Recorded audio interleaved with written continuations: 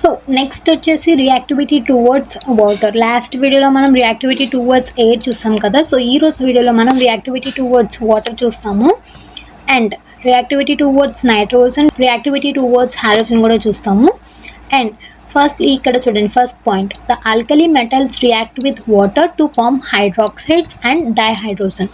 Hydroxides అంటే ఇప్పుడు NaOH ఉంది, సో దీన్ని సోడియం హైడ్రాక్సైడ్ అంటాం.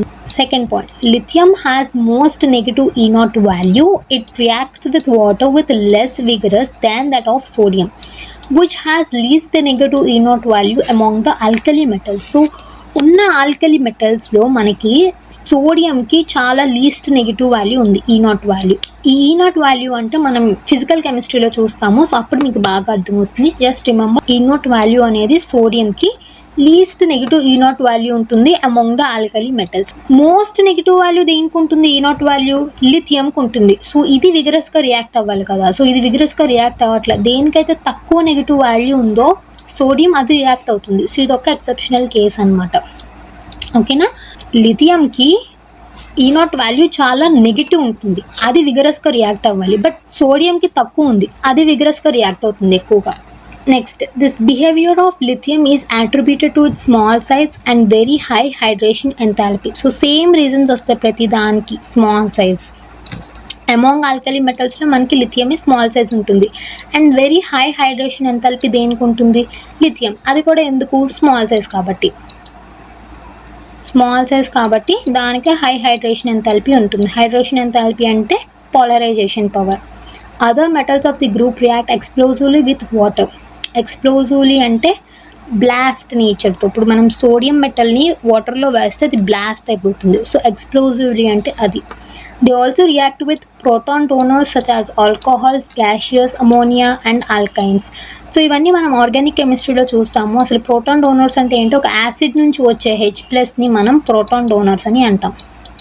యాసిడ్ నుంచి వచ్చే H+ని మనం ప్రోటాన్ డోనర్స్ అని అంటాం. సో ఫస్ట్లీ మనకి 3 మెయిన్ థింగ్స్ ఏంటి అంటే, ఆక్సైడ్స్, పెరాక్సైడ్స్, సూపర్ ఆక్సైడ్స్ ఎలాగ వాటర్తో రియాక్ట్ అవుతాయో తెలుసుకోవాలి. ఫస్ట్ అసలు ఆక్సైడ్స్ అంటే ఏంటి? ఆక్సిజన్ యాటమ్ మీద -2 ఛార్జ్ ఉంటే వాటిని మనం ఆక్సైడ్స్ అంటాం. ఆక్సిజన్ యాటమ్ మీద -2 ఛార్జ్ ఉంటే వాటిని మనం ఆక్సైడ్స్ అంటాం. సో ఈ ఆక్సైడ్స్తో మనకి జస్ట్ లిథియం ఒక్కటే రియాక్ట్ అవుతుంది to form lithium oxide, Li2O. ఇప్పుడు ఈ లిథియం ఆక్సైడ్ అనేది మనకి వాటర్ మాలిక్యూల్తో రియాక్ట్ అవుతే ఏం ఫామ్ అవుతుంది? జస్ట్ ఏం ఫామ్ అవుతుంది? అందరూ మగ్గప్ చేస్తారు. బట్ ఎలా తెలుసుకోవాలి అంటే, ఆక్సైడ్స్ అంటే ఆక్సిజన్ యాటమ్ మీద -2 ఛార్జ్. సో ఆక్సిజన్ యాటమ్ మీద -2 ఛార్జ్ అండ్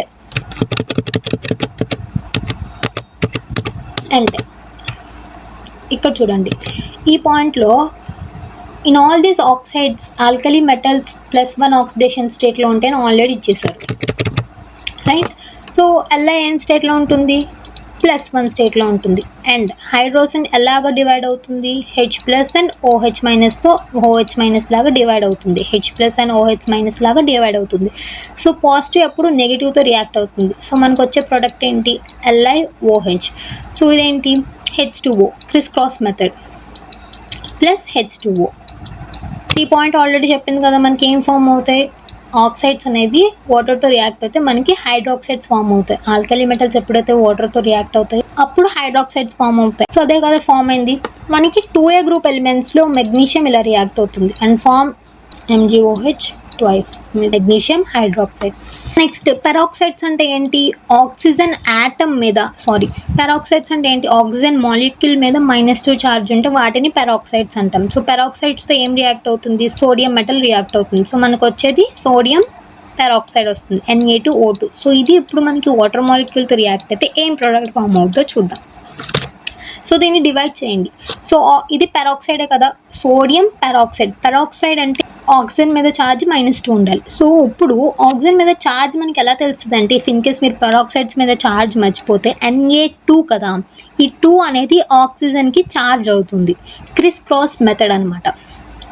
సో H2 ఎప్పుడు ఆల్కలీ మెటల్స్ +1 స్టేట్లోనే ఉంటాయి. ఆక్సైడ్స్తో రియాక్షన్ జరిగినప్పుడు ఆల్కలీ మెటల్స్ ఎప్పుడు +1 స్టేట్లో ఉంటాయండి. అండ్ వాటర్ మాలిక్యూల్ ఎలా డిసోషియేట్ అవుద్ది? H+ and OH-. ప్లస్ ఎప్పుడు మైనస్తో రియాక్ట్ అయ్యి మనకి NaOH ఫామ్ అవుతుంది.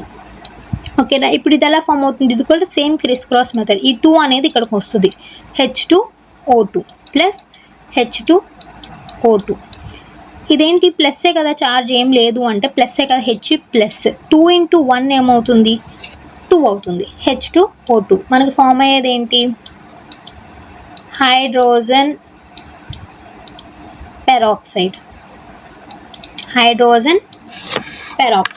సో దీని బై ప్రోడక్ట్ H2O2, దీని బై ప్రోడక్ట్ ఏంటి, H2O. నెక్స్ట్ సూపర్ ఆక్సైడ్స్కి ఒక కండిషన్ ఉంది. సూపర్ ఆక్సైడ్స్ ఏంటి అంటే, సూపర్ ఆక్సైడ్స్ దేంతో రియాక్ట్ అవుతుంది, పొటాషియం, రుబీడియం, సీజియంతో రియాక్ట్ అవుతుంది సూపర్ ఆక్సైడ్స్, రైట్. సో ఏం ఫామ్ చేస్తాయి, సూపర్ ఆక్సైడ్స్తో రియాక్ట్ అయినప్పుడు KO2 ఫామ్ చేస్తాయి. అయితే ఇవి వాటర్ మాలిక్యూల్తో రియాక్ట్ అయినప్పుడు K ప్లస్, ఆల్కలీ మెటల్స్ ఎప్పుడు +1 స్టేట్లో ఉంటాయి. సూపర్ ఆక్సైడ్స్ అంటే ఆక్సిజన్ మాలిక్యూల్ మీద -1 చార్జ్. వాటర్ మాలిక్యూల్ ఎలా డిసోషియేట్ అవుద్ది, H plus and OH minus కింద డిసోషియేట్ అవుద్ది. నెక్స్ట్ ఎప్పుడు ప్లస్ వెళ్ళి మైనస్తో రియాక్ట్ అవుతుంది, KOH ఫామ్ చేస్తుంది. నా ఇప్పుడు చూడండి, క్రిస్ క్రాస్ మెథడ్ చేసినప్పుడు మనకి వచ్చే ప్రోడక్ట్ ఏమవుతుంది, 1 × 1 1 H, 1 × 2 2 HO2 ఫామ్ అవుతుంది. అసలు HO2 మనకి ఎగ్జిస్ట్ అవ్వదు. కాబట్టి ఇక్కడ ఆక్సిజన్ మాలిక్యూల్ ఏమవుతుందంటే O2 - 1 అనేది ఆక్సిడేషన్కిను రిడక్షన్కి రెండింటికి ఇన్వాల్వ్ అవుతుంది. సో ఇప్పుడు మళ్ళీ క్లియర్గా చెప్తా, O2 - 1 అనేది ఆక్సిడేషన్కి ఇన్వాల్వ్ అవుద్ది, రిడక్షన్కి ఇన్వాల్వ్ అవుద్ది. ఆక్సిడేషన్ అంటే ఏంటి, increase in state of charge. దీని యొక్క ఛార్జ్ పెరిగితే దాన్ని ఆక్సిడేషన్ అంటాం. అంటే -1 to 0 పెరుగుద్ది, అంటే అప్పుడు O2. ఇది ఒక బై ప్రోడక్ట్. అండ్ రిడక్షన్ అంటే ఛార్జ్ తగ్గడం, -1 నుంచి -2కి తగ్గుద్ది, అప్పుడేమవుతుంది, O2 - 2 అవుతుంది. H plus O2 - 2. ఇప్పుడు క్రిస్ క్రాస్ చేయండి, H2O2 by product hydrogen peroxide ఒకటి అండ్ ఆక్సిజన్ మాలిక్యూల్ ఒకటి. ఫైనల్గా మనకి ఎప్పుడైతే KO2 అనేది వాటర్ మాలిక్యూల్తో రియాక్ట్ అయ్యిందో అప్పుడు మనకి HO2 అనే బై ప్రోడక్ట్ వస్తుంది. జనరల్గా ఇది ఎగ్జిస్ట్ అవ్వదు. కాబట్టి O2 - 1 ఈ సూపర్ ఆక్సైడ్ అనేది ఆక్సిడేషన్కిను రిడక్షన్కి ఇన్వాల్వ్ అయ్యి మనకేమిస్తుంది, KOH plus O2 plus H2O2. ఈ రెండు బై ప్రోడక్ట్ కింద వస్తాయి.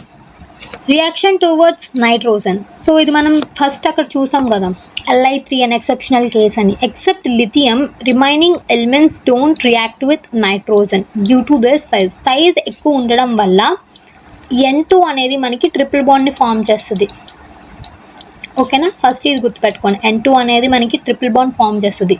సైజ్ ఎక్కువ ఉండడం వల్ల రిమైనింగ్ ఎలిమెంట్స్ అన్నీ N2తో రియాక్షన్ ఇవ్వవు, జస్ట్ లిథియం ఒక్కటే ఇస్తుంది. ఎందుకంటే దానికి స్మాల్ సైజ్ ఉంటుంది కాబట్టి అది ఈజీగా బాండ్ ఫామ్ చేయగలదు.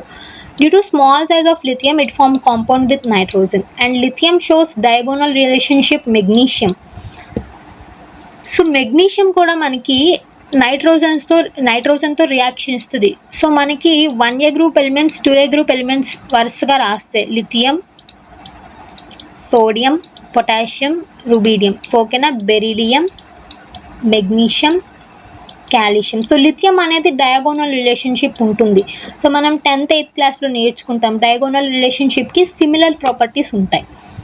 కాబట్టి ఇది కూడా ఒక రీజన్ మనం లిథియం నైట్రోజన్తో రియాక్ట్ అవుద్దని చెప్పుకోవచ్చు. Lithium forms Li3 and when reacted with nitrogen, lithium easily react with nitrogen. Nitrogen అనేది మనకి ఎయిర్లో కూడా ఉంటుంది, అది ఈజీగా ఎయిర్లో రియాక్ట్ అయిపోగలుగుతుంది. కాబట్టి కెరోసిన్ ఆయిల్ మనం స్టోర్ చేసుకుంటాం. When lithium nitrate react with water, it forms lithium hydroxide and ammonium as a byproduct. So ఇప్పుడు లిథియం నైట్రోజన్తో రియాక్ట్ అయితే మనకి Li3 అనేది N అనేది ఫామ్ అవుతుంది. ఇది వాటర్ మాలిక్యూల్తో రియాక్ట్ అవుతే మనకి ఏమొస్తుంది, ఎప్పుడు ఇది +1 స్టేట్లోనే ఉంటుంది, ఇదేంటి N-3 స్టేట్లో ఉంటుంది. ప్లస్ వాటర్ మాలిక్యూల్ అంటే H plus OH minus, plus ఎప్పుడు మైనస్తోనే రియాక్ట్ అయ్యి మనకి లిథియం హైడ్రాక్సైడ్ ఇస్తుంది, LiOH. అండ్ NHతో రియాక్ట్ అయ్యి క్రిస్ క్రాస్ మెథడ్ చేస్తే NH3 అమోనియా ఫామ్ అవుతుంది. నెక్స్ట్ రియాక్షన్ టువర్డ్స్ హాలోజన్ అంటే alkali metals readily react vigorously with halogens to form ionic halides. However, lithium halides are somewhat covalent in nature because high polarization power capability. High polarization power అంటే hydration enthalpy ఎక్కువ ఉండడం వల్ల covalent character కొంచెం చూపిస్తుంది అనమాట. Among all lithium, sodium, potassium, rubidium, caesium ఇవన్నీ ionic హ్యాలైడ్స్నే form చేస్తాయి. MX ionic halides. X అంటే ఏంటి ఇక్కడ? హాలోజన్స్. ఓకేనా? ఎక్స్ అంటే ఇక్కడ హాలోజన్స్ అంటే ఫ్లోరిన్, క్లోరిన్, బ్రోమిన్, అయోడిన్. ఇప్పుడు సోడియం తీసుకున్నారు అనుకోండి, అది అయోడిన్తో రియాక్ట్ అయితే సోడియం అయోడేట్ వస్తుంది, NaI.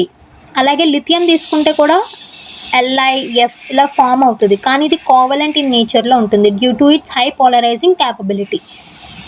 Among all 1A group elements, lithium shows covalent nature with halides, whereas remaining element shows ionic nature. So next క్లాస్లో మనం రెడ్యూసింగ్ నేచర్ చూస్తాము. దాంతోపాటు